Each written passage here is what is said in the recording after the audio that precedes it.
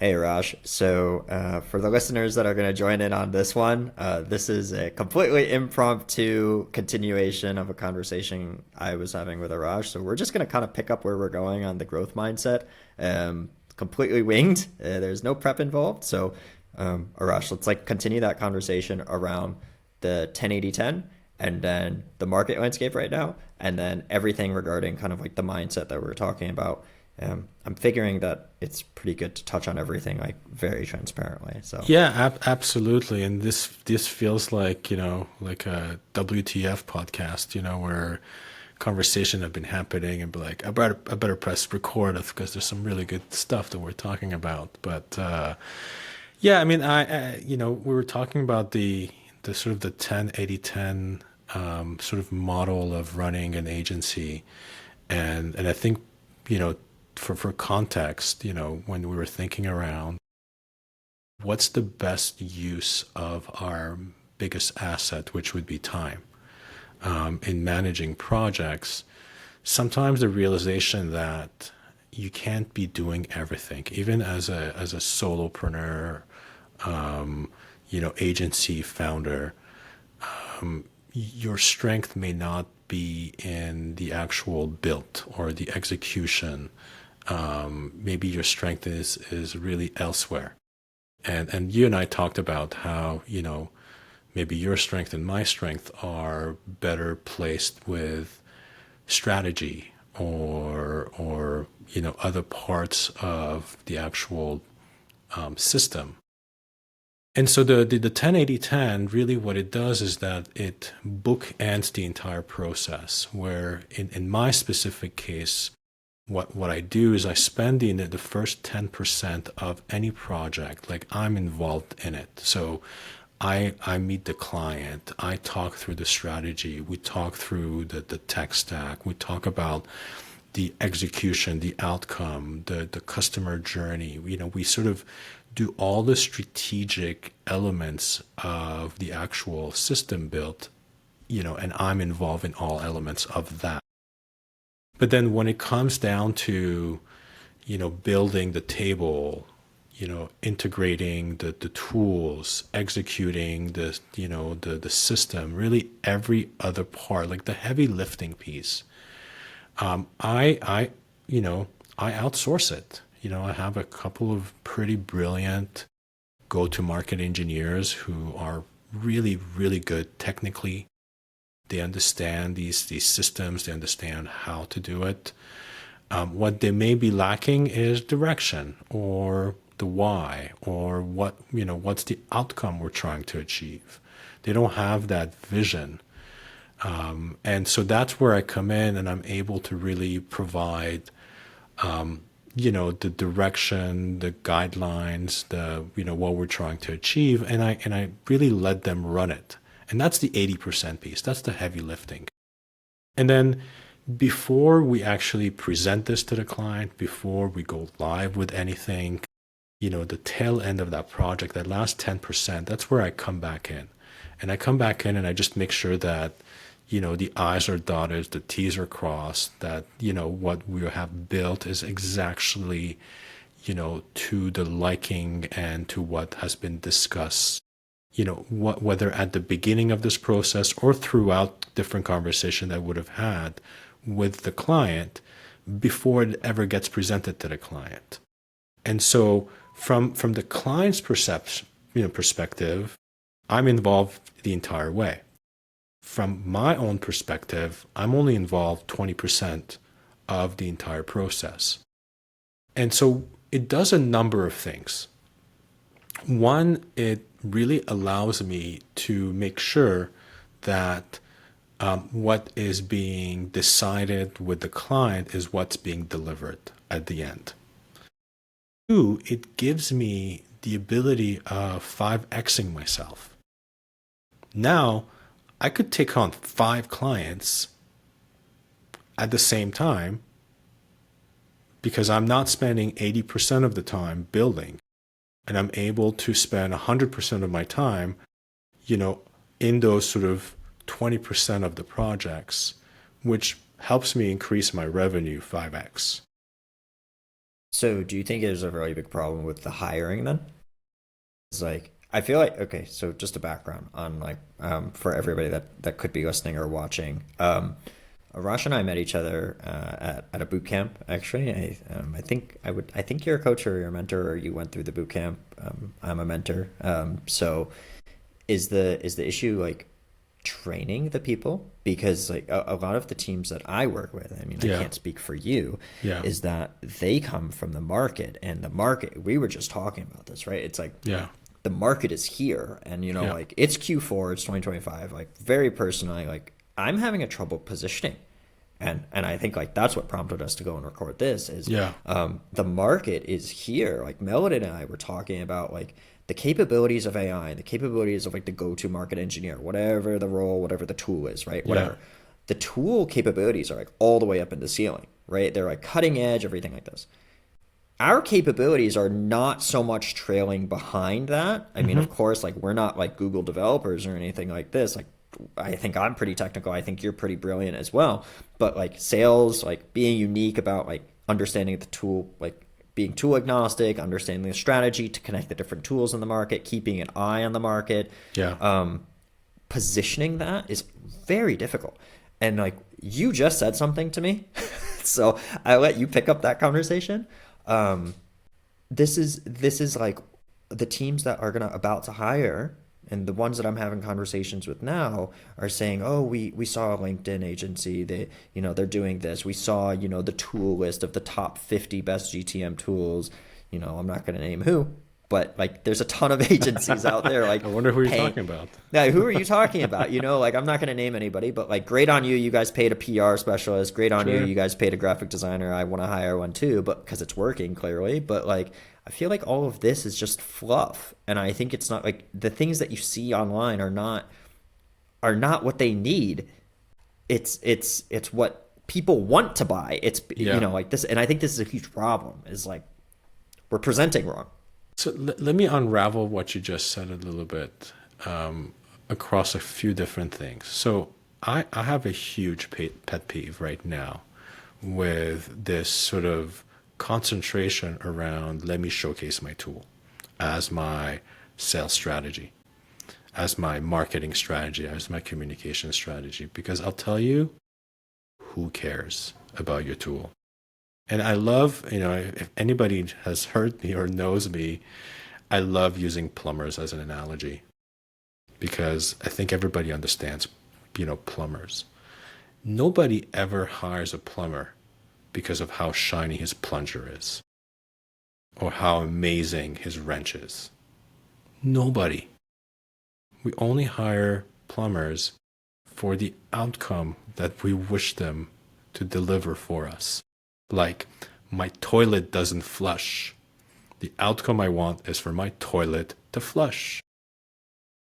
Do you care what plunger he uses, or how great his plunger is, or how shiny it is, or how it's the best plunger that's ever existed on this planet? If you do, please email me and call me because I want to talk to you. I'm quite, curious about the type of person you are. If that's how you go about picking your plumbers, and in this GTM space, I find that there is this massive marketing or communication or way to position ourselves around, our plunger. So what's our plunger? It's Clay, it's Instantly, it's LLMs, AI, it's Claude, it's GPT, it's N8N. And I got to tell you, whip to do. Who cares? Right? Because the reality is that your clients, your prospects, don't care. They really don't care. And if you think that they do, and if you want to have a debate with me, I welcome, the opportunity to better understand you. So that's one thing, right? And I think that's a huge issue. The second issue, and this is what we were talking about, you're talking about the market is up here, right? We're just below it, and there's this massive gap. And I think it's the trap that we as GTM, leaders right? We are like doctors. We are experts. We're as high in our field as we can get. And we, in reality, know very well what our clients need. Problem is that what we think they need isn't what they want. And so I think what happens is that there's this gap in our way of positioning our solutions and ourselves around trying to sell them, try to position what we believe they need versus communicating what they want. And that, I think, is at the fundamental gap in pure, in poor communication and not really truly understanding the pain points and the challenges that our clients face from their perspective. We see it from our perspective. And you see this in so much copy that comes across, my inbox, I'm sure your inbox, and I'm sure even if you're not in this space, in your inboxes.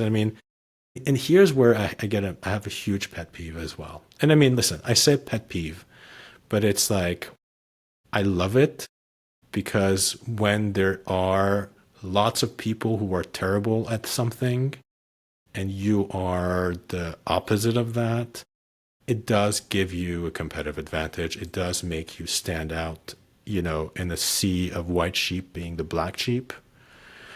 The only problem is that it muddies and makes the industry, standard being a lot poorer in its perception in the market, which makes it challenging for me when I talk to a client or prospect. They say, "Well, I've tried this before.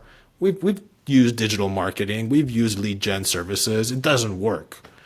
And my thing is that, yeah, it doesn't work because you hired somebody that didn't know what they were doing, not because it doesn't work, right? Do you feel like the expectations are skewed? From whom?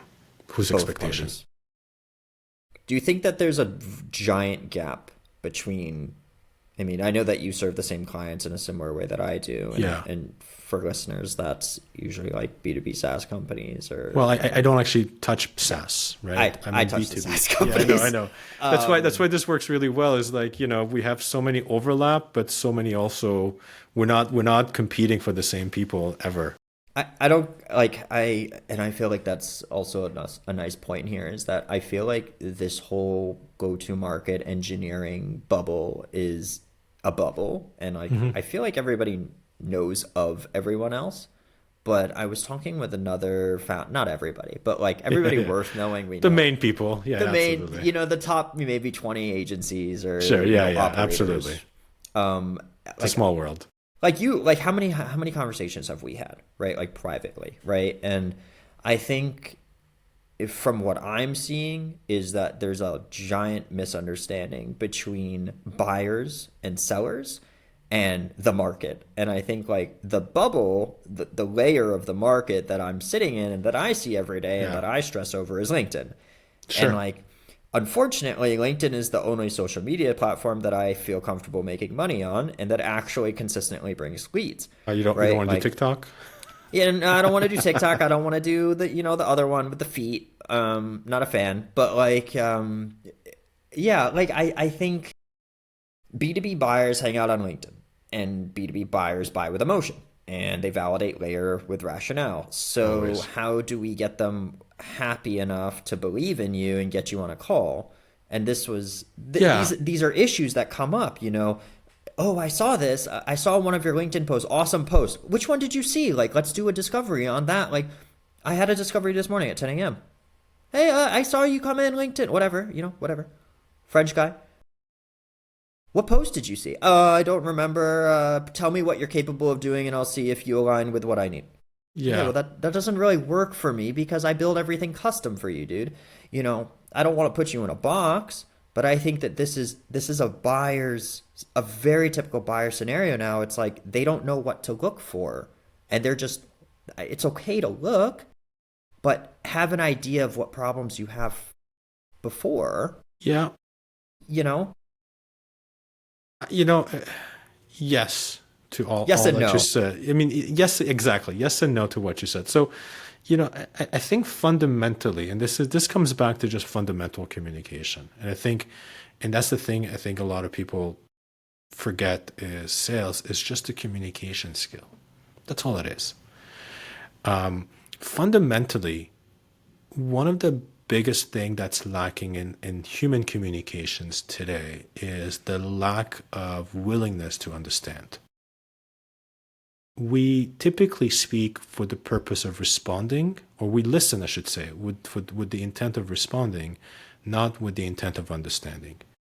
Because if we did, then we would be more curious about the other situation. And so that's the fundamental, I think, break that exists in communication. So taking that into sort of what you mentioned, and I think the biggest superpower in any type of sales conversation you can have is come across as somebody who clearly understands the pains and the problems that your prospects or your market has and experiences, and be able to communicate it in a way where your audience, your prospects, is able to see themselves in what you just said.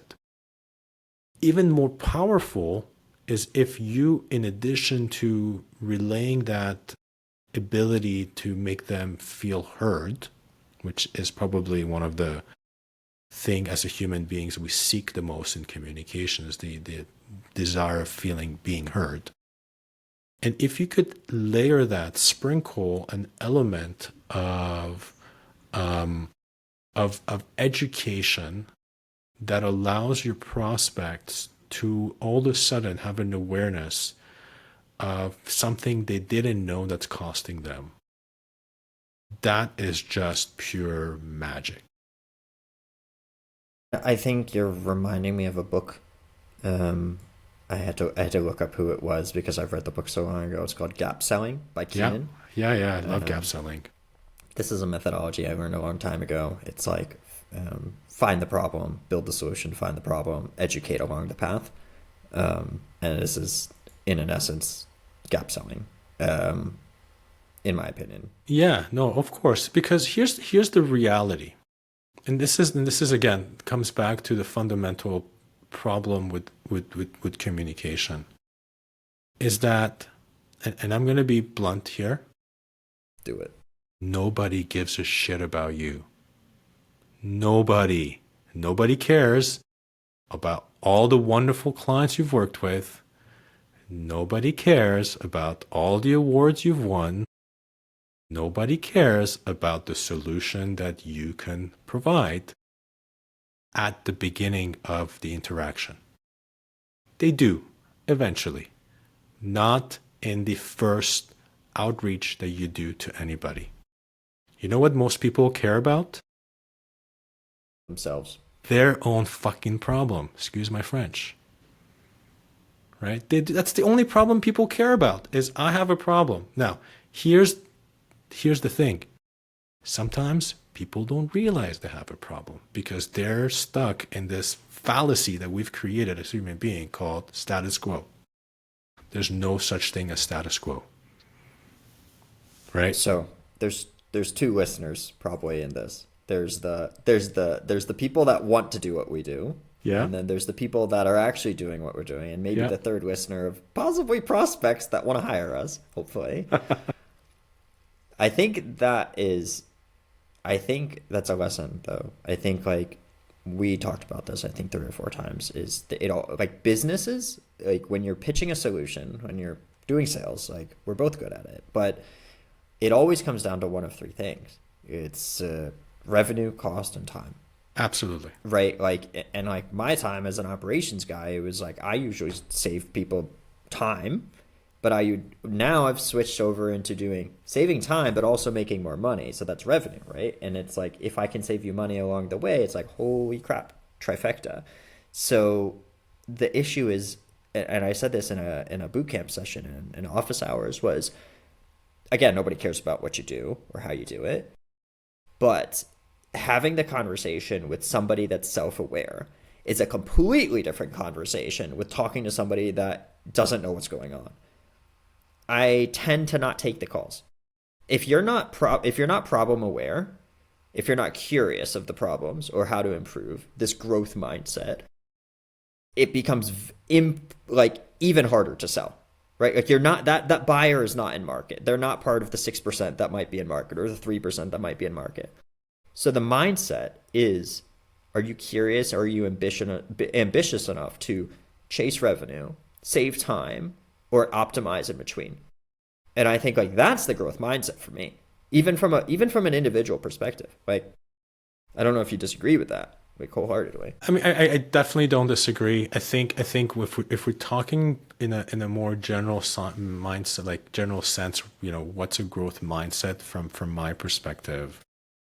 I think a growth mindset is understanding that change is a constant, that things are moving along all the time, and that you need to sort of always be humble around the fact that you don't know everything, and that you will need to sort of 10x yourself at different stages of your journey, through education, through learning, through adapting to it. And I think,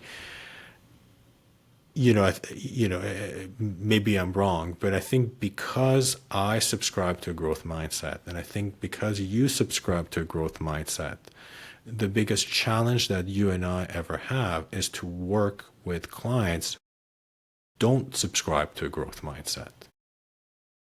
And so those who don't subscribe to a growth mindset, they think they know everything.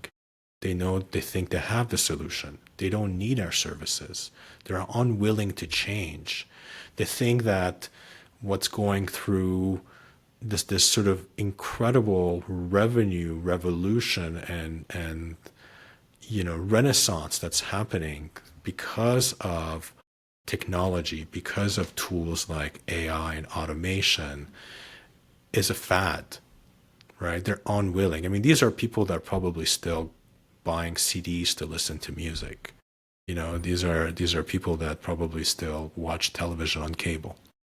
The Netflix, oh, that's a No fad. Netflix That's just subscription. that's going to go away, right? Like none of that stuff. I mean, I'm old enough that I used to use this analogy with cassette tapes, but I think, most of the audience are like, what the hell is a cassette tape? So I've Is at that the least thing with moved the two on. wheels in the middle? Yeah, exactly. Yeah, the one where you use like a pencil to rewind. um, and that just aged me like by 20 years right there. Not that the CD is much, much more youthful in that sense. And I think so that's the challenge. And so one of the things I've learned on my journey, and I know it's something you do as well, is learning to say no to clients. I think when you start in at the early stages of your business, you tend to want to say yes to everyone. But what I've learned is that saying no to the wrong client is so powerful. Understanding who my exact ICP is and what their problems are, and saying, this is not a good fit for me. Yeah, I would love the revenue, I would love the opportunity, but I definitely do not want the headache. Yeah, and I think coming from like a background of like the agencies and like running agencies too, it's like I've seen like the 1 million, for instance, like $1 million a year marketing agencies. They run ad, creative direction, whatever the marketing and advertising. You're stuck because you don't have systems, or you're stuck because you're saying yes to things that you should be saying no to. You're not serving a niche enough market. Okay, let's say I'm wrong on both of those things. You You're go to not. a $5 to $10 million. If you go to a $5 to $10 million a year marketing agency, your problems are completely different. Usually, it's because your sales motion is pretty good, but you're either experiencing churn or your offer isn't calibrated to your market. Okay, or you don't have the demand. Okay, so your channels need optimization. Okay, let's get up to 10.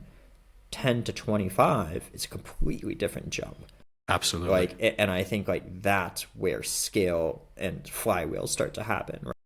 I'm just using marketing agencies as an example because like there's some of But that's the true. That's similarities. true across all at least B2B businesses. I can't speak for other sort of B2C or B2G, but I would say that's common across all B2B. I think there are thresholds in revenue motions, in revenue strategies, in revenue execution that need to be in place, which is why I find companies, that I work with, which are, B2B businesses in the $3 to $5 million range, having the same problem regardless of the sector they're in, whether you're construction, manufacturing, professional services, and so forth, your problems are fundamentally all the same. Now, the funny part, having worked with hundreds of these types of businesses, is that you speak with the founder of these companies, and because they're isolated in silos, they think their problem is unique to them. They think that no other business has the same problem as theirs. Yeah, maybe 4 to 5% of their problem is unique, maybe even less than that. But the reality is that 95+% of their problem is the same across the board. When it comes to revenue, I mean, they may all have different problems. I'm in For the revenue revenue activation. from a revenue perspective. And what is that? Well, it's a reliance on traditional revenue model, which is tied into salespeople. I want to grow revenue, I got to hire salespeople. Two, there's no standard operating procedure. There's no actual system or systematized model of revenue. And I don't mean like running, a system. I mean having a system that you could then use across the board where you could repeat yourself.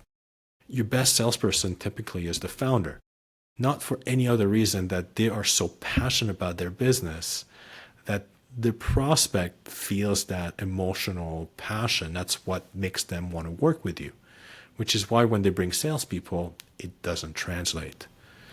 And so when, the foundation is put together with some sticks and glue, and you try to build a first and second floor on top of it, well, you're really building a house of cards. It's just going to crumble down so quickly. And then they wonder why they can't get past that sort of $3 to $5 million glass ceiling in revenue. Well, you kind of have to strengthen all of those elements in place. Now, that's at the fundamental level of these companies. Now, with everything we know in the GTM space, you and I, the reality is that in about 3 to 5 years, they're going to have to implement technology into their system selling.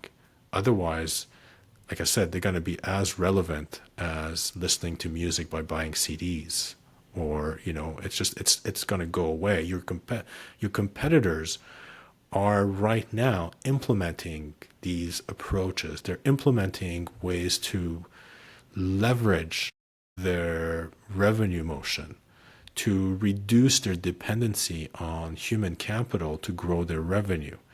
And what does that translate beyond just revenue?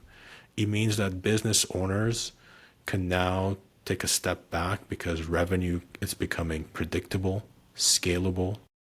They don't have to grow their sales team. Their sales team are making 4x, 5x more revenue for the business based on doing nothing more than shifting their time and their focus on the area that's actually value add and grow revenue.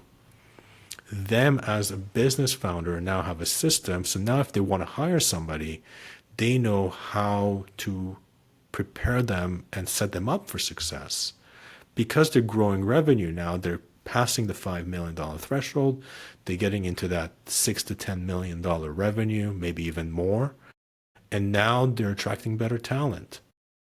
They're able to now grow revenue. And that on top of all of that, the founders of these businesses are spending 30, 40, 50, even sometimes 60% less time in their business doing, hiring, coaching, sales activities.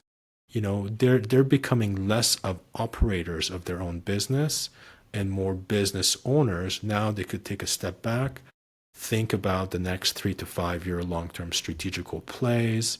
they could actually start working on their business so that they could hit 10 million.